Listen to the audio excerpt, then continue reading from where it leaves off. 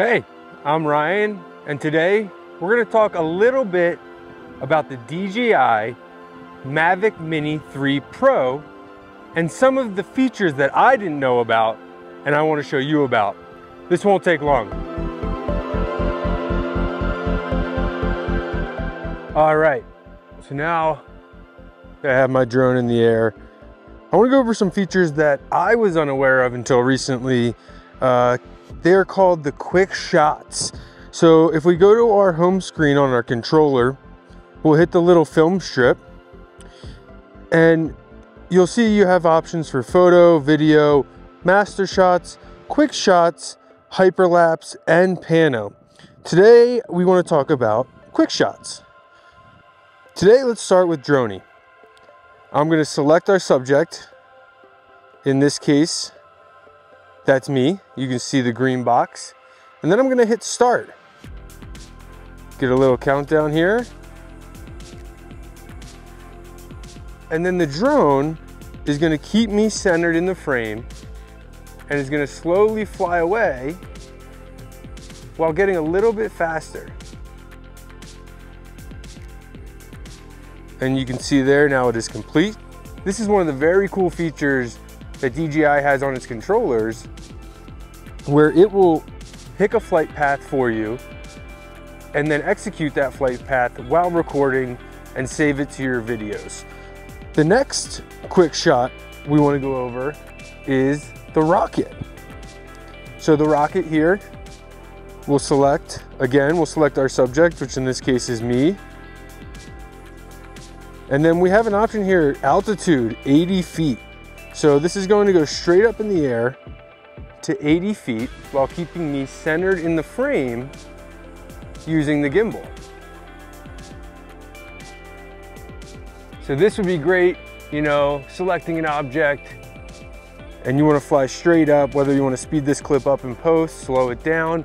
It's going to keep your object, your subject centered in the frame, and then it will return back to the position that you launched it in, which I think is the coolest feature of all, is that you don't really have to worry about bringing your drone back down. It'll automatically come back down to where you originally launched it from. All right, so we did Dronie and rocket. Next, let's check out the circle. This is one of my favorite because I have a hard time doing a parallax smoothly. I always find that, you know, the tilt or the speed fluctuates and then you don't get that smooth footage that you would like. So here I selected the subject, which is me, and then I can select if I wanted to go left or right, and we're going to hit start. And this is going to do a 360 around whatever the subject is that you select. And what's really cool about this is it starts slow and then it speeds up, keeping your subject framed perfectly in the center. The one thing I do want to warn people about is that when the drone is flying sideways, obstacle avoidance does not exist. So you really got to be careful. I'm out here in a big open field to demonstrate this, but if you were to implicate this in a busy environment, a city, or even somewhere with a lot more trees, you want to be careful that you don't have any obstructions in your way, because you could crash your drone, and we don't want anyone crashing their drones. Moving on, Helix. The Helix feature is pretty cool too. Similar to all the other quick shots, we go ahead, we select which we want, and then here you see the notification for obstacle avoidance is not active. We get our countdown again, and this Helix is going to do a lot like the circle, where it's going to do a 360 around me while slowly getting higher in the air. And now, again, you can use this for anything you want. It's kind of the best part about these quick shots is you get to be the creator and the creative on what you want your subject to be and how you want to implement these quick shots. I just love how easy it is. You know, I'm not touching the controller. I just click the button and it goes, it records, and then it comes right back. And then look, there it is, right back to where we started. Saved right to my photo albums. There's a couple more here. Let's do the boomerang. Same setup as before. I'm going to select boomerang. I'm going to select me as the subject. And so what this is gonna do, and now I'm gonna walk a little. Let's see if it can follow me while I am walking. So this is gonna go halfway around, and then as it gets further away from me, it's gonna get further away from me. And then as it comes back, it's gonna get closer. Much like the name, Boomerang, you see there.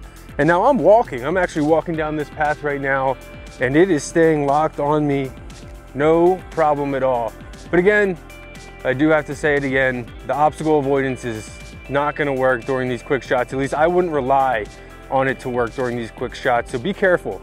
You know, there's no sense in crashing the drone or losing it for that matter. Just be conscious of where you're shooting, what your subjects are.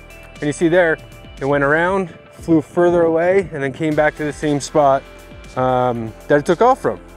So the last one here is Asteroid, and we shoot a lot of 360 video with the Insta360 1-inch, and I think this would be a really cool way to combine the 1-inch camera 360 video with the drone footage, as it really, you'll just see, it's really, really cool what this feature can do. It's gonna take off, it's gonna ascend, and then if you watch on the screen here, it's actually quite interesting how it creates this effect once it gets to altitude. I gotta say, the first time I tried this, I was kind of concerned. I didn't really know what was going on with my drone. It's like, man, is it stuck somewhere? Is like, what could possibly be going on here? As you'll see here in a second, when I show you the final product, it is pretty cool.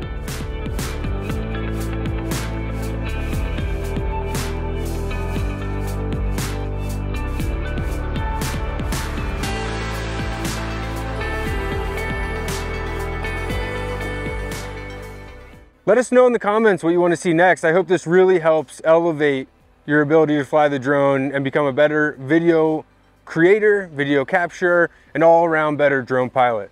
See you next time.